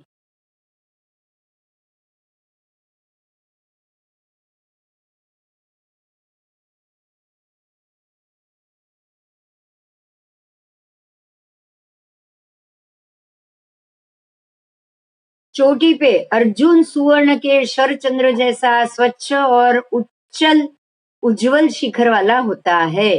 देवाधिष्ठित ये रत्न वाम प्रमाण होने पर भी चक्री के हस्त प्रभाव मात्र से ही, उसके हाथ रखने से ही चर्म रत्न को ढकने के लिए साधिक 12 योजन विस्तीर्ण बनकर मेघादि के उपद्रव से रक्षण करने में समर्थ हो जाएगा। मतलब अगर बारिश हो रही है तो ये छत्र रत्न को अगर चक्री हाथ लगा देना तो वो पूरा बड़ा होके विस्तृत होके पूरे 12 योजन एरिया तक के सभी को वो बारिश से बचाएगा। ये छाता 12 योजन जितना बड़ा हो जाता है।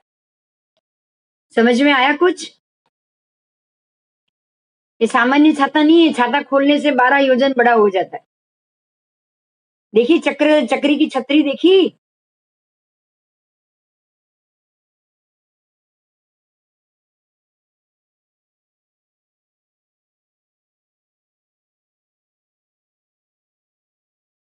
यहाँ पे एक बीच में एक बात गई है, उस पे जरा ध्यान दे दे, बीच में चली गई है आगे तो उसको भी देख लेते हैं। भावी चक्री सुभूम को मारने के लिए दानशाला के अस्थि प्रसंग में जब परशुराम ने परशु रखा कि तुरंत ही वे परशु महापुण्यशाली सुभूम को कुछ भी नहीं कर सका। परशुराम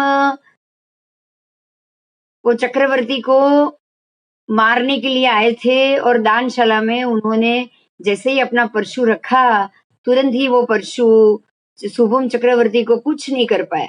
और उस समय रुष्ट बने शुभम के हाथ में रहा अस्थि थाली उस समय शुभम के विजय के लिए ही स्वयं चक्र रूप बन गई। मतलब उसके हाथ में थाली थी, तब शुभम चक्रवर्ती के हाथ में थाली थी, उन्होंने थाली को घुमाया ऐसे चक्र की तरह, वो थाली को ही उन्होंने चक्र की तरह घुमाया और उससे परशुराम को उन्होंने मार दिया।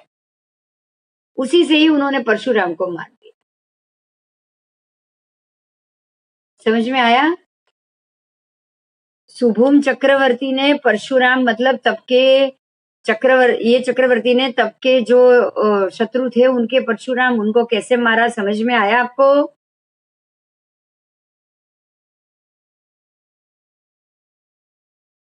दंड रत्न आप देख सकते हो, और ये है चर्म रत्न, ये भी 2 चक्री के ही है जो एकेंद्रिय जीव मतलब ये रत्न से बना हुआ है। कोई भी पंचेंद्रिय शरीर या मनुष्य का जीव, तिर्यंच या मनुष्य का जीव ये नहीं है। आगे आओ। दंड रत्न आयुधशाला में उत्पन्न होने वाला ये रत्न चक्री के कंधे पे ही रहता है। ये दंड रत्न उसके कंधे पे रहता है और उसके आदेश आते ही मार्ग में आते हुए अनेक ऊंची नीची जो विषम भूमि होती है ना, जब चक्री जब ये अपने 6 खंड को जीतने के लिए निकलते हैं ना तो शम विषम सभी भूमि से वो निकलते हैं। तो वो क्या कर रहा है, वो आगे आगे चलते हुए सारी भूमि जो विषम भूमि है ऊपर नीचे उसको तोड़ तोड़ के सीधा सम कर देता है, तुरंत सेकंड में कर देता है ऊंची नीची विषम भूमि को, ताकि आप उसका पूरा सैन्य आसानी से वहां से चल सके। तो शत्रु के उपद्रव को हरने वाला, इच्छित मनोरथों का पूरक, दिव्य और प्रतिहत, जरूर पड़ने पर, यत्न पूर्वक प्रयोग करने पर सगर चक्रवर्ती के पुत्रों के जैसे 1000 योजन गहरी अधोभूमि में अद्भुत वेग से प्रवेश कर सकने वाला। मतलब ये 1000 योजन गहरी भूमि में भी अद्भुत वेग से, वो स्पीड से ये दंड प्रवेश कर जाता है और जमीन खोद के मार्ग बनाने वाला है। वो पूरा जमीन ऐसे प्रवेश करके खोद के रास्ता बना देता है, गुफाओं के द्वार भी उसको खोल देता है। दंड से मारोगे गुफा के, जो जो 2 गुफा खोलने की बारी आएगी ना, तब दंड रत्न जाके द्वार से टकराएगा। जैसे ही 3 बार टकराएगा, द्वार खुल जाएगा, क्योंकि ये वज्र से बना हुआ है, ये दंड वज्र से बना हुआ है और उसमें भी तेजस्वी रत्नों की 5 रेखा पट्टियों से ये सुशोभित भी होता है। ठीक है, ये आपका दंड रत्न हुआ। अब हो रहा है चर्म रत्न। चमड़े से बना ये रत्न चक्री के लक्ष्मी भंडार में, मतलब उनके जो तिजोरी का स्थान है, जहां पे लक्ष्मी पड़ी रहती है, ऐसे खजाने के जगह ये उत्पन्न होता है, खजाने में ही उत्पन्न होता है। ये रत्न श्रीवत्स के आकार का है, इससे अनेक प्रकार के चित्रों से ये चित्रित है, उसके ऊपर शत्रु से दुर्भेद्य है। चक्रवर्ती की संपूर्ण सेना भी अगर इसके ऊपर बैठ जाए ना, ऐसा है ये चर्म रत्न। एक जैसे आपको ये मालूम होगा, पहले के समय में जो एक शतरंजी लेके उड़ते थे ना अलाउद्दीन, उसके ऊपर सारा सैन्य भी बैठ जाए ना ये चर्म रत्न के ऊपर, तो भी वो पूरे सैन्य को वहां से उड़ा के किसी दूसरी जगह पे लेके जा सकता है। 6 खंड को जीतने के लिए जब जाता है तब। पता है आपको, बहुत से लोग ऐसे बोलते हैं कि आज हम विमान से ऊपर जाते हैं तो चक्री को क्यों नीचे से ही पैदल जाना पड़ा। उसके पास भी चर्म रत्न था, विमान ही था वो। अगर वो चर्म रत्न के ऊपर सबको बिठाते ना, तो सीधा ही वो चर्म रत्न लेकर जा सकता, उससे उड़ के वो जा सकता है। तो इसका अर्थ ये नहीं है कि वो तब भी ऐसी कोई चीज नहीं थी कि वो उड़ के ना जा पाए। बराबर।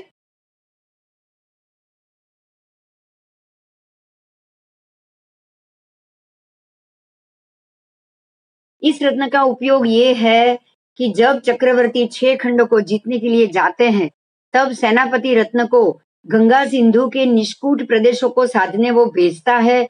तब सेनापति समग्र चक्री सैन्य को उसी चर्म रत्न के ऊपर बिठा के गंगा सिंधु जैसी महान नदियों को जहाज की तरह शीघ्र तैर जाता है।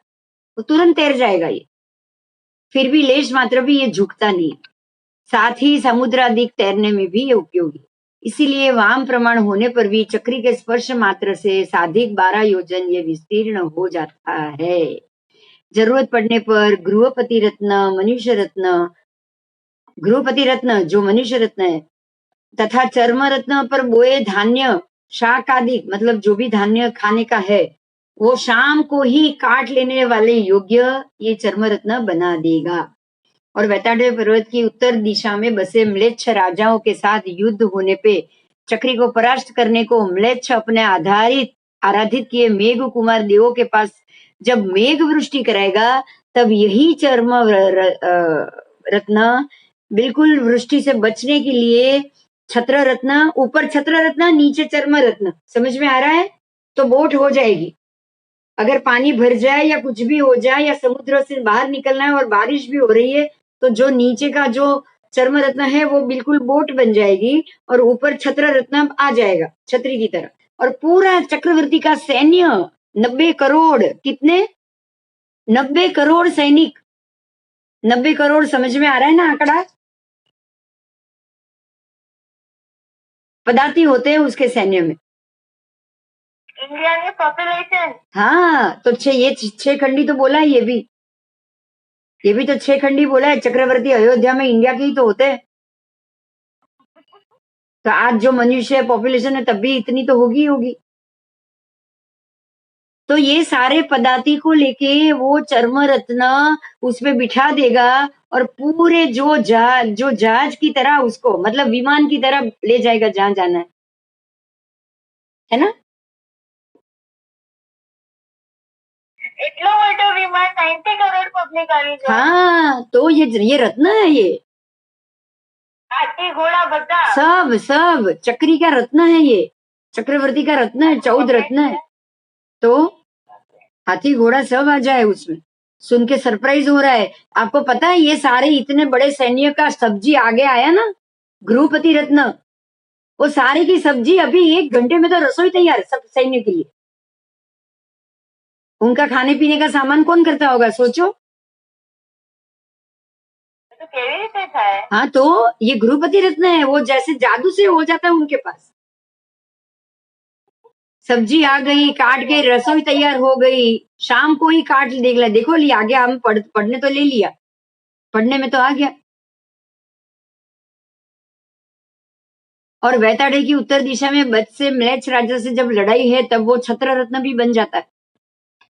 ठीक है, तो ऐसे चर्म रत्न चक्री की महासेना को स्थापित करके चारों बाजू से उसको ऐसे संपुट जैसा बना दिया जाता है और ऊपर छत्र रत्न आ जाएगा. अब छत्र रत्न के साथ अगर मणि रत्न बांध दे ना, देखो एक और मणि रत्न है, एक इंद्रिय रत्न, अगर उसके साथ मणि रत्न भी बांध दे ना छत्र रत्न के ऊपर, तो संपूर्ण संपुट के अंदर, मतलब वो तंबू बन गया है, तंबू के अंदर सूर्य के जैसा प्रकाश आ जाएगा. बोलो, एक विराट तंबू हो जाएगा. समझ में आया? देखो नीचे छत्र रत्न है, कितनी बढ़िया से समझना है, समझ लीजिए. नीचे छत्र रत्न, ऊपर नीचे वो चर्म रत्न, ऊपर छत्र रत्न, और उसके ऊपर मणि बांध दे, मणि रत्न, तो पूरे तंबू में पूरा उसका सैन्य, और उसमें भी सूर्य जैसा दिन जैसा प्रकाश. इलेक्ट्रिसिटी की जरूरत नहीं. हाँ, इनको कहाँ जरूरत पड़ेगी, सोच लो. ठीक है, तो इसमें 12 योजन के संपुट, मतलब एरिया भी 12 योजन जितना, और सब जगह सूर्य का प्रकाश. इतना बड़ा तो ये तंबू हो गया. ये रत्न पृथ्वी कायमय होता है, मतलब रत्न है, रत्न जैसे आप अंगूठी डायमंड पहनते हो ना, ऐसा रत्न. तो भी वह रत्न चमड़े के जैसा मजबूत तलवे वाला, मतलब उसका चर्म रत्न नाम है तो उसका तलवा बहुत मजबूत है, चमड़े जैसा. देखने में मानो तो चमड़ा ही बिछाया हो ऐसा आभास होता है. ठीक है, इसलिए चर्म का नाम दिया गया. अन्यथा ये चर्म नहीं है, ये चमड़ा नहीं है. चमड़ा तो पंचेंद्रिय जीव का शरीर होता है, उसकी चमड़ी होती है, लेकिन ये तो रत्न है, एकेंद्रिय जीव का रत्न है. जैसे अब्रक, जानते हो अब्रक? अब्रक आती थी, पता है, पहले हम देखते थे ऐसी पतली पतली अब्रक, उसकी परत, ये भी रत्न ही होती है. ये सारे रत्न ऐसे होते हैं. अब आओ ये दूसरे, ये 3 रत्न और उसके पिक्चर देखो. ये काकिणी रत्न, बिल्कुल ऐसे चौरस लंबचौरस जैसा ये आकार है, काकिणी रत्न है ये. उसके बाद है खड़ग रत्न, खड़ग जैसा, खड़ग मतलब भाला, भाला या तलवार दोनों जैसा ये आकार का हथियार, खड़ग रत्न. और उसके बाद है मणि रत्न. देखो ये मणि है, कोहिनूर हीरा. मणि रत्न को तो कोहिनूर हीरा ही कहा जाएगा ना. हाँ, इसको तो कोहिनूर, हमारे पास तो दूसरा शब्द नहीं है ना कोहिनूर से भी आगे का. इसको कोहिनूर जैसा ही कहा जाएगा मणि रत्न को, जो सामान्य रत्न से कुछ अलग ही होता है. बराबर. चलो, खड़ग रत्न, तलवार जैसा ये रत्न है जो आयुधशाला में ही उत्पन्न होता है. ये 5वां रत्न है. युद्ध में अप्रतिहत शक्ति वाला है, तीक्ष्ण धार वाला, श्याम वर्ण का, और पर्वत वज्राधिक, पर्वत को भी काट के फेंक दे. आप सोच लो, पर्वत को भी वो भेद दे, ऐसा अद्भुत वैडूर्य मणि से सुगंधित और शोभित, ऐसा ये तेजस्वी खड़ग रत्न होता है. उसके बाद काकिनी रत्न, ये पहाड़ों को भेद सके. अगर काकिनी रत्न उन्होंने अगर उसको आदेश दे दिया कि जाओ ये पहाड़ के 2 टुकड़े कर दो, तो वो पहाड़ के को भी छेद कर 2 टुकड़े कर दे. वो भी उनके लक्ष्मी भंडार में उत्पन्न होता है. ये विष को हरने वाला है काकिनी रत्न. अष्ट जाति के सुवर्ण से बना है, 8 प्रकार के सुवर्ण से. 6 दिशाओं में 6 तल है, उसके 6 दिशा मतलब षटकोण जैसा है, पासों की तरह. पासा खेलते हैं ना, बिल्कुल ऐसा समचतुष्कोण आकार का है. 12 उसकी हाशिया है और 8 कर्णिका होती है. 6, 7, 8, 7, 6 इत्यादि अनियमित तोले के जितने सुवर्ण प्रमाण का सुनार की एरण मतलब जो लोहे का औजार होता है बिल्कुल उसके जैसा होता है।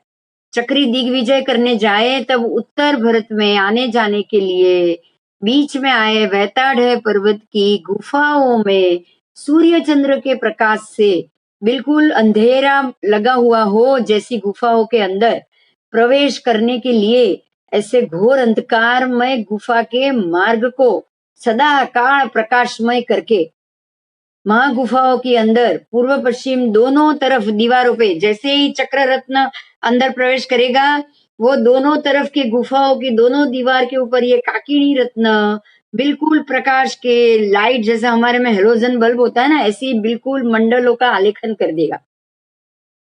पूर्व पश्चिम दोनों बाजुओं की दीवारों पर वृत्त और गोमूत्राकार जैसे गोली वृत्त मतलब गोल एक हेलोजन बल्ब बना देगा। काकिनी रत्न की अणी से उसकी जो अणी होती है ना उससे 49 मंडल 49 मंडल बन जाते हैं। मंडल का मतलब ऐसे गोल गोल आकार में हेलोजन लाइट ऐसे मंडलों का वो आलेखन कर देगा। वो आलेखन करने के कारण जो सैन्य अंदर गुफा में प्रवेश हो रहा है उसको पूरा प्रकाश मिल जाए क्योंकि गुफा के अंदर तो अंधेरा होता है। ये दोनों गुफा वैताड़ पर्वत के नीचे के भाग में है और उसमें अंधेरा होता है तो गुफा का द्वार खोलेगा दंड रत्न उसके बाद काकिनी रत्न अंदर जाएगा और दोनों तरफ की दीवारों को वो प्रकाशमय कर देगा। ये सारा हम पढ़ेंगे अगले क्लास में अगले साल में पढ़ेंगे। पढ़ना है ना? हाँ ये सारा पढ़ेंगे कि वो कैसे रत्न काम कैसे करता है और चक्रवर्ती सैन्य लेके कैसे जाता है। अगले जन्म में कहीं चक्रवर्ती के सैन्य में जाओ तो आपको याद तो रहेगा कि हमने ऐसा कुछ पढ़ा हुआ था। બધું જ આવે બધું જ સાથે આવે એને તો મતિ જ્ઞાન ને શ્રુત જ્ઞાન કહેવાય। એને જ મતિ જ્ઞાન હા ઘણીવાર ખબર પડે છે ને કે આ મને ખબર છે કે આ શું કરે છે આ શું છે। સપનું જુઓ છો ને તમે ઘણીવાર બધી જગ્યાઓ જુઓ છો મતલબ એ પહેલા જોયેલી છે। એ પાછી નજરમાં આવે છે સપનામાં આવે છે અત્યારે। અને ઘણીવાર કોઈ જગ્યાએ જાઓ તો ખબર છે ને કે અહીંયા આગળ આમ રસ્તો છે અહીંયા આગળ આમ રસ્તો છે એટલે પહેલા સપનું આવે પછી એ જગ્યાએ જાઓ તો તમને યાદ આવી જાય। તો આ બધું મતિ ને શ્રુત છે સાથે ને સાથે જ રે મતિ રે ને હું જે બોલું છું એ સાંભળે છે તું એ તું સાંભળીને જ્ઞાન લે છે તો એ શ્રુત જ્ઞાન થઈ ગયું। મારી બુદ્ધિથી મેં વિચાર્યું એ મતિ જ્ઞાન થઈ ગયું અને હવે તો આ શ્રુત જ્ઞાન થયું તો આ મતિ શ્રુત બંને આવતા ભાવમાં આવશે સાથે। થઈ ગયું સારી વાત છે ને? એક પ્રશ્ન હતો બેન। હા બોલો। કાલચક્રની બુક આપી છે એમાં દરેક ચેપ્ટર પછી ક્વેશ્ચન્સ આપેલા છે તો એના બધા આન્સર્સ બુકમાંથી જોઈને મારી લખવાના છે બુક ઉપર નોટબુકમાં? હા અલગ ફૂલસ્કેપ આખી બુક જ બનાવવાની એક વર્ષની 4 વિભાગ કરીને। અને પછી આપ ચેક કરશો કે કેવી રીતે? હા હું કરીશ ને ચેક કરીશ ને આગળ સર્ટિફિકેટ ને બધું લેવું હશે યુનિવર્સિટીમાં જવું હશે તો એ તો બધું સબમિટ કરવું પડશે ને આ બધું। ચાલુ કરવાનું હા કરી દો જેમ જેમ ચેપ્ટર જાય એમ એના જવાબો લખવાના છે બહુ ઓછા માંડ 5-7 લાઈનમાં જ લખવાના છે 8-10 લાઈનમાં જ લખવાના છે પણ તમારે તમારી ભાષામાં સમજીને લખવાના છે। મારી લેંગ્વેજમાં કોપી પેસ્ટ નથી કરવાનું? કોપી પેસ્ટ તો નહીં ને તો તમે સમજ્યા છો કેવી રીતે ખબર પડે?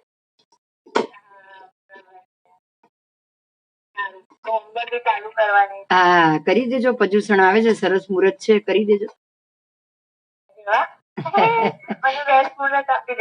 પર્યુષણમાં તો આજ કરવાનું હોય ને જ્ઞાનની આરાધના અને તમે હવે આગમના જ્ઞાનની આરાધના કરશો તો એનાથી તો વધારે બીજું શું જોઈએ બોલો? ખબર છે 2000 સ્વાધ્યાય બોલીએ છે સંવત્સરી દિવસે તો એ જે 2000 સ્વાધ્યાય છે ને તમે ક્યારના સાંભળો છો ને 2 કલાક રોજ 1.5 કલાક અઠવાડિયામાં 3 દિવસ તો આ વર્ષમાં તો કેટલો બધો સ્વાધ્યાય થઈ ગયો। તો એ સ્વાધ્યાય આ સ્વાધ્યાય જ કહેવાય.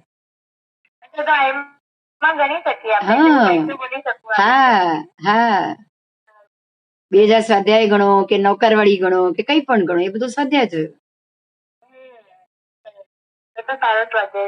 હા બસ હવે ચાલુ જ રાખવાનું, આ બધું અટકાવવાનું નહીં, ક્યારેય નહીં અટકાવવાનું, કારણ કે આ તો બધા આપણે દર વર્ષે કરવાના સ્વાધ્યાય છે. શું? ચલો आगे. बराबर, तो काकिणी का समझ में आ गया? हाँ बराबर. आगे मणिरत्न. मणिरत्न ये भी कोषागार रूप, मतलब कोषागार का मतलब लक्ष्मी भंडार, खजाना, उसके अंदर ही उत्पन्न होता है. मणिरत्न भी ये बिल्कुल निरुपम कांति युक्त, विश्व में अद्भुत वैडूर्य मणि के प्रकार में सर्वोत्तम, सर्वप्रिय, मध्य में वृत्त, गोल और उन्नत, 6 कोण वाला, दूर तक प्रकाश देने वाला, शोभायमान होता है. इसका उपयोग जब सैन्य रक्षण के लिए चर्म रत्न, छत्र रत्न का जब संपुट बनाना हो, तब संपुट में प्रकाश करने के लिए ये छत्र रत्न के तुम्ब के साथ बांधा जाता है. आप एक वो तो बना दो जैसे, और गुफा के अंदर आप प्रवेश तो कर लो, लेकिन अंधेरे में कैसे रहोगे, इसलिए यहाँ पे ये प्रकाश के लिए उपयोग में लिया जाता है. तमिस्त्र आदि गुफा में प्रवेश करते समय हस्ती पर बैठा चक्री हस्ती के दक्षिण कुंभ स्थल में देव दुर्लभ ऐसे मणि रत्न को रख लेता है, ताकि उसके प्रकाश को 12 योजन तक फैला पाए. इसका प्रकाश 12 योजन आगे पीछे फैलता है और अपने आगे पीछे और दोनों बाजू के तीनों दिशाओं को प्रकाशित करता हुआ वो गुफा को वो पार कर सकता है. उत्तर भारत की विजय यात्रा में सफलता भी पाता है. साथ ही ये रत्न मस्तक और हाथ पे अगर बांध दिया हो ना, ये मणि रत्न, तो सर्व उपद्रव नाशक, सुख संपत्तिदायक, सुर असुर, देव और दानवों, मनुष्य, तिर्यंच आदि सभी शत्रुओं के उपद्रवों को हरने वाला बन जाएगा. मतलब जिसने अगर अपने हाथ में बांध लिया, उसको कोई हरा नहीं पाएगा. यही वजह है चक्रवर्ती को कोई हराता नहीं है. समझ में आया? चक्रवर्ती ये चक्रों के 12-14 रत्नों के कारण ही वो जीत पाता है. समझ में आई बात? अपनी शक्तियों से कम जीतता है, उससे ज्यादा ये इसके पुण्य से ज्यादा जीतता है. मस्तक तो चक्रवर्ती बने ना. ये 14 रत्नों का पुण्य ही तो उसके काम आता है. वो एक सामान्य राजा नहीं है कि एक राजा दूसरे राजा से लड़े तो वो कभी हार भी सकता है, लेकिन चक्रवर्ती कभी नहीं हार सकता, क्योंकि उसके पास ये 14 दुर्लभ रत्न होते हैं, इसलिए. ठीक है. मस्तक आदि अंग पर अगर इसको बांध के संग्राम में प्रवेश अगर कोई पुरुष कर लेना, तो वो शत्रु के शस्त्र से अवध्य और भय मुक्त बन जाता है. ठीक है. तो ये जो चीज है वो बहुत अच्छी बात है, इसको हमें समझनी चाहिए. 7 पंचेंद्रिय, अब ये 7 ये रत्न हो गए, अब 7 पंचेंद्रिय रत्न की बात आएगी. अब 7 पंचेंद्रिय रत्न हम आगे के क्लास में करें. 8:45 हो रहा है. बराबर. चक्र रत्न, छत्र रत्न, दंड रत्न, ये बराबर एक हाथ जितने ही होता है, चक्रवर्ती के हाथ जितना. और उसमें चर्म रत्न है वो 2 हाथ जितना होता है. काकिनी रत्न 4 हाथ जितना होता है, 4 अंगुल प्रमाण होता है, इतना छोटा. और खड़ग रत्न 32 अंगुल प्रमाण होता है. मणि रत्न 4 अंगुल प्रमाण लंबा और 2 अंगुल प्रमाण चौड़ा होता है. ठीक है. अब ये जो एकेंद्रिय तो हो गए, अब पंचेंद्रिय रत्न है उसमें डिटेल आएगी, वो हम अगले क्लास में करेंगे, सभी के सभी पंचेंद्रिय रत्नों की. बराबर. ओके. ठीक है. तो अभी अगले क्लास में करेंगे. 8:45 हो रहा है, फिर नेक्स्ट क्लास. चलो. जय जिनेन्द्र. जय जिनेन्द्र. जय.